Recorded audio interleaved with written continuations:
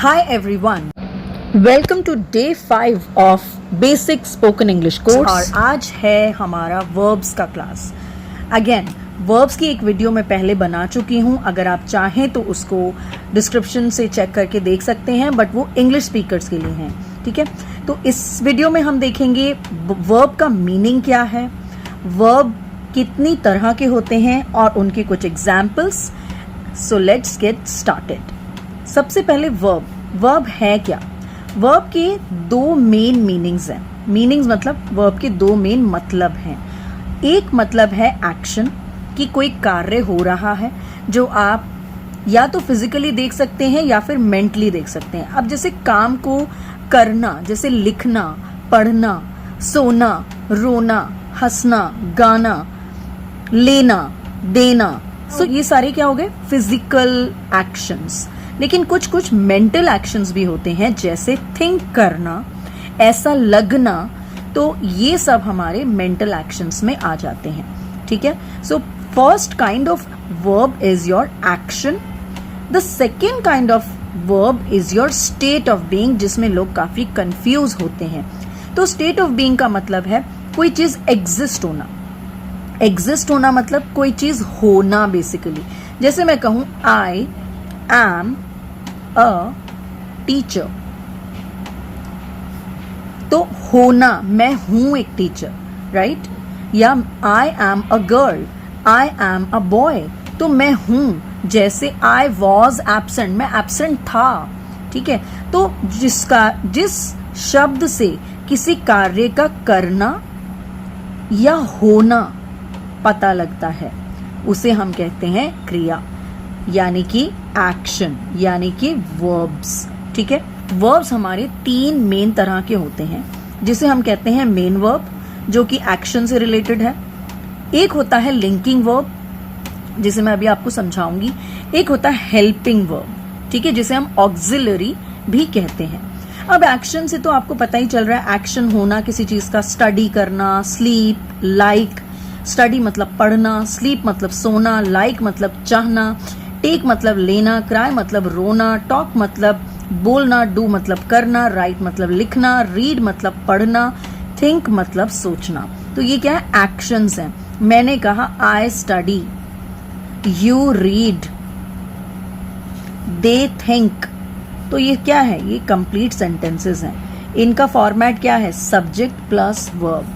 सो जब भी हमारा सब्जेक्ट प्लस वर्ब का एक कॉम्बिनेशन या एक फॉर्मूला बनता है तो सेंटेंस पूरा हो जाता है। तो this is subject plus the main verb. यहां जो वर्ब आ रहा है वो मेन वर्ब आ रहा है, लेकिन अगर मैं बोलूं आई एम, उससे मेन कंप्लीट सेंटेंस नहीं बनेगा। तो लिंकिंग को हमेशा एक सब्जेक्ट के साथ बीच में लिंकिंग वर्ब आएगा और उसके साथ एक या तो नाउन चाहिए या फिर एडजेक्टिव चाहिए। जैसे the room is big, room बड़ा है। अगर मैंने सिर्फ द रूम इज लिख दिया, नॉट मेकिंग सेंस, ठीक है। दे आर माई फ्रेंड्स, तो are is my linking verb. He is quiet, वह चुप रहता है। तो क्वाइट यहां पर क्या है, नाउन नहीं है, एडजेक्टिव है, ठीक है। तो या तो नाउन होगा या फिर एडजेक्टिव होगा या फिर कोई भी ऑब्जेक्ट होगा बेसिकली, उसमें हम बीच में लिंकिंग वर्ब के साथ इसको लिंक कर सकते हैं, ठीक है। लिंकिंग वर्ब को हम स्टेटिव वर्ब भी कहते हैं, जैसे सोचना, फील करना, पजेस करना। जैसे आई हैव लॉन्ग हेयर, ठीक है, मेरे लंबे बाल हैं। सो हैं, होना, सोचना, इट सीम्स इम्पॉसिबल, ऐसा लग रहा है, इम्पॉसिबल लग रहा है, तो ऐसा लगना, ऐसा होना, ये सारे लिंकिंग वर्ब्स हैं। तो ये बेसिकली होना है और ये क्या है, करना, ठीक है।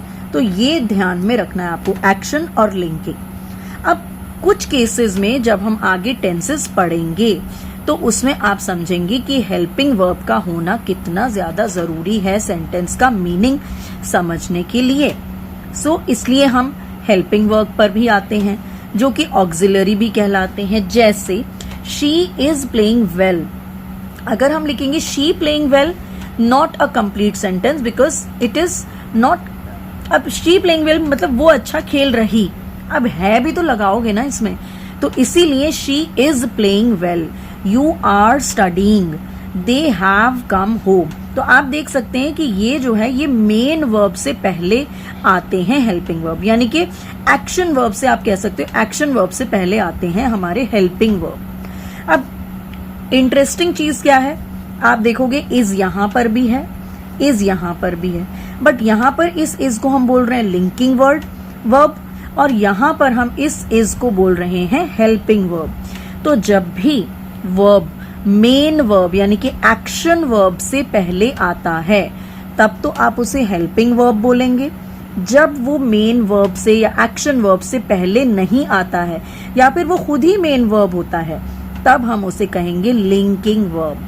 ठीक, हमारा एक चौथा वर्ब भी है जिसे हम बोलते हैं अकर्मक सकर्मक। ठीक है, आपने बहुत सुना होगा अकर्मक सकर्मक। तो सकर्मक क्रिया क्या होती है, ट्रांजिटिव, सकर्मक, और अकर्मक होती है इंट्रांजिटिव। तो डिफरेंस क्या है ऑब्जेक्ट का। अगर हमें ऑब्जेक्ट के साथ सेंटेंस बना हुआ है तो हम बोलेंगे ट्रांजिटिव है, जैसे उसको आइसक्रीम पसंद है, शी लाइक्स आइसक्रीम। ठीक है, अगर मैंने बोला शी लाइक्स, भाई शी लाइक्स क्या, तो लाइक्स जो है कभी भी इनट्रांजिटिव नहीं हो सकता। लाइक्स इज ऑलवेज ट्रांजिटिव, जिसे एक ऑब्जेक्ट की जरूरत है अपने आप को कंप्लीट करने की। लेकिन जब हम ऑब्जेक्ट नहीं लगाते तब हम कहते हैं इनट्रांजिटिव, जैसे आई थिंक, मैं सोचता हूं, आई रीड, मैं पढ़ता हूं, शी क्राइज, वह रोती है। तो इसमें ऑब्जेक्ट की जरूरत हमें नहीं है। So when you don't need an object then it is called intransitive. When you need an object to complete और when the object is there then you will write transitive, then you will call it transitive. ठीक है, अब आते हैं हमारे modal verbs, जो कि हम एक और क्लास में करेंगे। इसके लिए तो पूरी एक क्लास चाहिए, क्योंकि मोडल वर्ब सबसे ज्यादा लोगों को परेशान करते हैं। क्या फंक्शन है, क्या एबिलिटी है, क्या नेसेसिटी है, कौन सा वर्ड परमिशन के लिए लगाएं, कौन सा पॉसिबिलिटी के लिए लगाएं।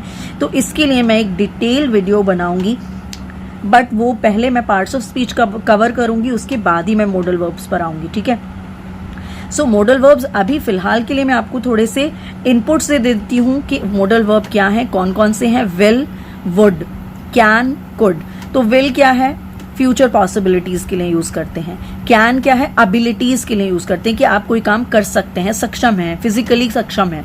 शैल, ये भी पॉसिबिलिटी के लिए यूज करते हैं लेकिन फ्यूचर पॉसिबिलिटी। शुड का यूसेज है एक एडवाइस के तौर पर। मे, माइट, ये दोनों पॉसिबिलिटीज और परमिशन के लिए आप यूज कर सकते हैं। हैव टू जो है कंपल्शन है और नेसेसिटी के लिए यूज होता है। अब आते हैं हम फाइनाइट वर्ब्स पर। तो फाइनाइट वर्ब जितने भी वर्ब्स अभी तक हमने देखे, यानी कि मेन वर्ब हो, लिंकिंग वर्ब हो, हेल्पिंग हो, ट्रांजिटिव हो, इंट्रांजिटिव हो, मॉडल हो, सारे वर्ब्स हमारे क्या हैं, फाइनाइट वर्ब्स हैं। यानी कि उनको कोई और वर्ब की जरूरत नहीं पड़ती उनको कंप्लीट सेंटेंस बनाने के लिए, ग्रामेटिकली करेक्ट सेंटेंस बनाने के लिए। तो क्या है, सारे ग्रामेटिकली करेक्ट सेंटेंसेस बना देते हैं फाइनाइट वर्ब। उनको कोई और एक्स्ट्रा वर्ब की जरूरत नहीं पड़ती। ऐसी चीजों को, ऐसे वर्ब्स को हम बोलते हैं फाइनाइट वर्ब। जैसे I think, it seems impossible, she was absent, he is quiet, I study English, I read a novel, I think it is possible, you are studying. तो जब भी हम वर्ब यूज कर रहे हैं कोई हमें एक्स्ट्रा वर्ब की जरूरत ही नहीं पड़ रही। लेकिन आप इसको तब समझ पाएंगे जब आप नॉन फाइनाइट को देखेंगे। तो नॉन फाइनाइट वर्ब्स होते तो हैं लेकिन वो एज अ वर्ब यूज नहीं होते। So these are verbs but they are not used as verbs. ठीक है, तो नॉन फाइनाइट जो है बेसिकली 3 तरह के होते हैं। कौन कौन से हैं? पहला होता है इन्फिनिटिव, दूसरा होता है जेरेंड, तीसरा होता है पार्टिसिपल। और पार्टिसिपल भी 2 तरह का होता है, प्रेजेंट पार्टिसिपल और पास्ट पार्टिसिपल। क्योंकि ये एक बिल्कुल ही डिफरेंट लीग है, क्योंकि ये वर्ब ही नहीं है, तो इसको भी मैंने एक और वीडियो में बहुत अच्छे से एक्सप्लेन किया हुआ है और वो हिंदी में भी है। तो उस वीडियो का लिंक भी मैं आपको डिस्क्रिप्शन में दे दूंगी, तो वो आपको अच्छे से क्लियर हो जाएगा। उसमें कुछ एक्सरसाइजेस भी हैं। अगर फिर भी आपको लगता है that you need another detailed video for this non finites, please let me know in the comments, I will make a separate video for it. ठीक है, तो नॉन फाइनाइट अभी फिलहाल हम सिर्फ एक फॉर्मूला देख लेते हैं कि नॉन फाइनाइट कैसे हम समझते हैं। पहला होता है इन्फिनेटिव, जिसमें टू प्लस वर्ब की फर्स्ट फॉर्म लगाते हैं। जेरेंड जो होता है वर्ब की फर्स्ट फॉर्म प्लस आईएनजी, और वो एज अ नाउन यूज होता है। पार्टिसिपल जो होते हैं, प्रेजेंट पार्टिसिपल भी verb as a first form, verb की फर्स्ट फॉर्म आईएनजी यूज होता है, बट ये एज एन एडजेक्टिव यूज होता है। पास्ट पार्टिसिपल वर्ब में डी और ईडी यानी कि वर्ब की सेकंड फॉर्म यूज होती है, और ये भी एज एन एडजेक्टिव यूज होता है। तो पार्टिसिपल जो है एज एन एडजेक्टिव यूज हो रहे हैं, जेरेंड जो है एज अ नाउन यूज हो रहे हैं, एंड इन्फिनेटिव जो है टू प्लस वर्ब की फर्स्ट फॉर्म यूज हो रहा है। ठीक है, तो ये हमारे नॉन फाइनाइट वर्ब्स हैं। जब भी आप वर्ब्स को पढ़ते हैं तो आपको टीचर्स कहते हैं, और मैं भी बोलती हूँ अपने स्टूडेंट्स को, कि जब भी आप वर्ब्स को पढ़ोगे वर्ब की सारी फॉर्म्स याद होनी चाहिए। भाई बिल्कुल सही बात है, याद होनी चाहिए, क्योंकि अगर वर्ब की फॉर्म्स नहीं पता होंगी तो फिर आप आगे टेंसेस कैसे समझोगे। तो इसलिए नेक्स्ट वीडियो जो होगी मेरी सारी वर्ब फॉर्म्स के ऊपर होगी। जितने भी वर्ब्स मुझे पॉसिबल नज़र आएंगे, और मैं आपको लोकेट भी करना बताऊंगी, कैसे आप बुक्स में पढ़ सकते हो। कोशिश करूंगी न्यूज़पेपर मिल जाए, उसमें से भी मैं आपको हेल्प कर दूंगी, कैसे आप आइडेंटिफाई करोगे, कैसे वर्ब फॉर्म पता लगेगी। So that we are going to do in the next video. But अभी के लिए मैं आपको बता देती हूँ कि वर्ब्स जो हैं फॉर्मेशन के हिसाब से दो तरह के होते हैं, एक रेगुलर और एक इर्रेगुलर। भाई इंग्लिश है तो रेगुलर भी पैटर्न है, इर्रेगुलर भी पैटर्न है। तो जिन फॉर्म्स के सेकंड और थर्ड फॉर्म में आप डी और ईडी लगाकर फॉर्म्स बनाते हो, यानी कि पास्ट पार्टिसिपल और पास्ट, तब वो कहलाते हैं रेगुलर वर्ब। जैसे स्माइल का बना देते हैं स्माइल्ड स्माइल्ड, लिव का हो जाता है लिव लिव्ड लिव्ड, कॉल का हो जाता है कॉल कॉल्ड कॉल्ड, वॉक का हो जाता है वॉक वॉक्ड वॉक्ड, वांट का हो जाता है wanted wanted. So these are called whenever you are adding D or ED in the verb form in the second and the third form of the verb, then it is called a regular verb. फिर आ जाते हैं irregular, जिसमें V2 और V3 यानी कि verb की second और third form अलग होती है। ज्यादातर V2 जो है V3 के सेम होती है, लेकिन बहुत सारे ऐसे verbs भी हैं जिनकी verb की second form और third form सेम होती है। ठीक है, तो वैसे तो ये बहुत सारे हैं, नहीं होंगे कोई 50-60, बहुत ज़्यादा नहीं है। मेनली हम वर्ब के रेगुलर फॉर्म्स ही यूज़ करते हैं, बट इर्रेगुलर फॉर्म्स भी हमें आने चाहिए ताकि हम आगे कोई परेशानी ना हो। ठीक है, तो ये कौन कौन से वर्ब्स हैं देख लेते हैं। Go, go went gone, right, right wrote written, read, read read read. अब कहा उसको रेड जाता है लेकिन स्पेलिंग रीड ही होती है, इसीलिए वो इर्रेगुलर की कैटेगरी में है। कट कट कट, क्योंकि वो सेम है इसीलिए वो इर्रेगुलर की कैटेगरी में है। टीच, टॉट, टॉट, वर्ब की सेकंड और थर्ड फॉर्म सेम है, बट डी और ईडी लगाकर फॉर्म नहीं बनी है, इसलिए वो इर्रेगुलर कैटेगरी में है। बाय, बॉट, बॉट, तो अगेन डिफरेंट फॉर्म, सो इर्रेगुलर वर्ब। ठीक है, एक आते हैं हमारे फ्रेजल वर्ब। तो फ्रेजल वर्ब भी एक तरह से वर्ब होते हैं, बट हमें हमेशा एक वर्ब होगा उसके साथ और एक होता है पार्टिकल। तो पार्टिकल में हमारा क्या ऐड हो जाता है, प्रेपोजिशन या फिर एडवर्ब। जैसे आप देखो, एक तो इसमें वर्ब होगा, देखो जैसे लुक है तो लुक क्या है, वर्ब है। उसके बाद आफ्टर लगाया हुआ है, आफ्टर क्या है, प्रेपोजिशन है। तो अगर आप देखोगे लुक का मतलब क्या है, देखना, टू सी, राइट, और आफ्टर का मतलब है बाद में। लेकिन अगर आप लुक और आफ्टर का एज अ फ्रेज एक मीनिंग देखते हो तो उसका मतलब है ध्यान रखना। तो फ्रेजल वर्ब कुछ ऐसे एक्सप्रेशंस होते हैं, ऐसे इडियोमैटिक फ्रेजेस होते हैं इनका मीनिंग जो है इंडिविजुअली कुछ और है और एज अ फ्रेज कुछ और है। जैसे हमने कंपाउंड नाउन्स करे थे, कंपाउंड एडजेक्टिव्स करे थे, उसी तरह से फ्रेजल वर्ब्स भी एक तरह से कंपाउंड वर्ब्स हैं जिनमें एक वर्ब होता है, दूसरा या तो एडजेक्टिव एडवर्ब होगा या फिर एक प्रेपोजिशन होगा। ब्रेक अप, ब्रेक मतलब तोड़ना, अप मतलब ऊपर, लेकिन ब्रेकअप करना मतलब किसी रिश्ते को तोड़ना, किसी एंगेजमेंट को तोड़ना, किसी रिलेशनशिप को तोड़ना। ठीक है, अब कभी कभी एक से ज्यादा भी पार्टिकल हो सकता है। कम अप विद, कम मतलब आना, अप मतलब ऊपर, विद मतलब साथ, लेकिन कम अप विद का मतलब है एक नई चीज सोचना। I came up with a brilliant idea. ठीक है, तो मेरे पास एक ब्रिलियंट आइडिया आया। फाइंड आउट, फाइंड मतलब ढूंढना, आउट मतलब बाहर। अब बाहर जाके ढूंढना नहीं, इसका मतलब है कुछ चीज को डिस्कवर करना, कुछ चीज को ढूंढ पाना, फाइंड करना, मिलना।